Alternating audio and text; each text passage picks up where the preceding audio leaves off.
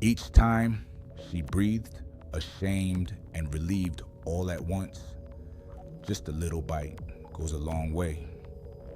I thought of every small duty of fatherhood, paychecks, jokes, safety checks at night, and realized none of them applied here. This was fatherhood too, giving blood so your child could burn bright enough to fight shadows. We walked on. The street grew narrower, the dark swelling at the corners like bruises.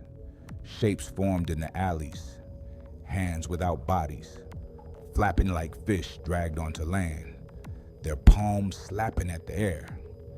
Echoes of hellhounds clicked invisible claws along the cobblestones, their growls curling around our ankles like smoke.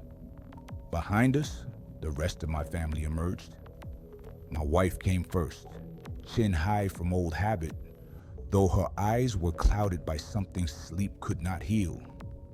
Beneath her hair, the wound behind her ear glimmered faintly, as if the bullet's kiss had left a coal lodged in bone.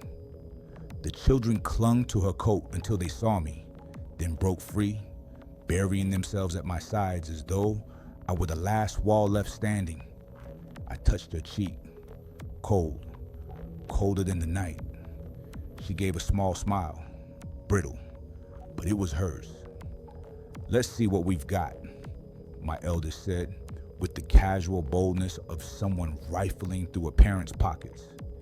He reached into my coat, ignoring my instinct to swat him away. What he drew out was nothing more than a bent lighter, but in his palm it thickened, straightened, burst into a torch that burned without fuel, a flame without smoke. The middle child reached in too, tugging free a stub of pencil and a crumpled receipt from some forgotten store. In his grip, the pencil unspooled into a staff with the scroll curled at its tip. Symbols bled across the parchment, alive, slithering like snakes learning to write.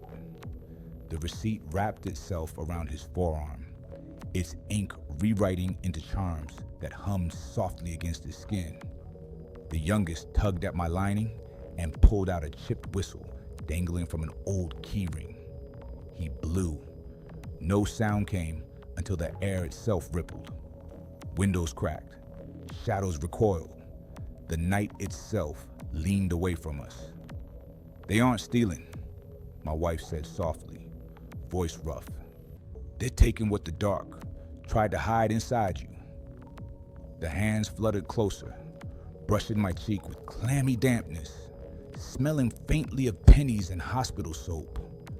The torch's light drove them back, writhing like moths in slow motion. They drifted upward, retreating, soaking into the shadows. We turned a corner that shouldn't have existed, and the street ended at a wall of night. It looked soft as velvet, but when I touched it, the grain bit my skin. My daughter sniffed the air, pointed at a seam near the ground. "Here, it's thinner where it breathes." The wall shivered, folded back like a curtain, and he stepped through. The angel, ruined but radiant. His wings were torn, scorched, yet still traced the geometry of flight. Light leaked in threads, quiet but stubborn. He looked not at me, not at the children, but at my wife. Recognition flared in his eyes as though the world had just reminded him of a promise he had once failed to keep.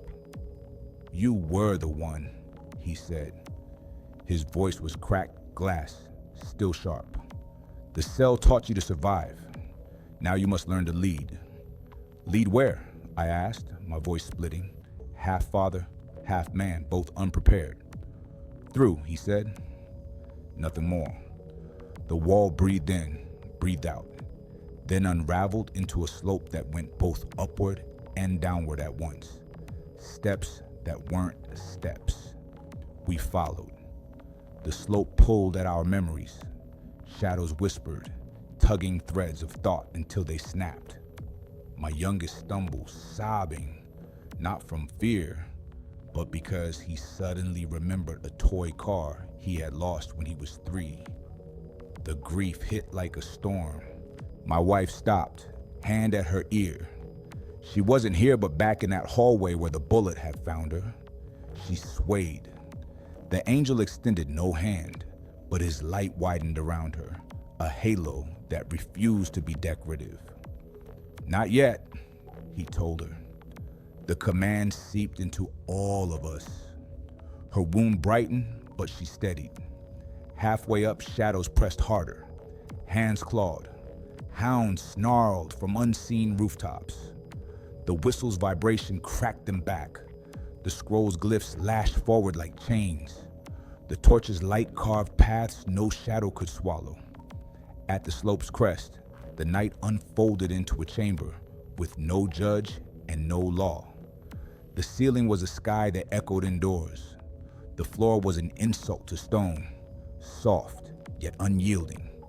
The air tasted of pennies and peaches left too long to rot. "This is where it feeds," the angel said. A shadow unpeeled from the balcony, dripping down the far wall like oil.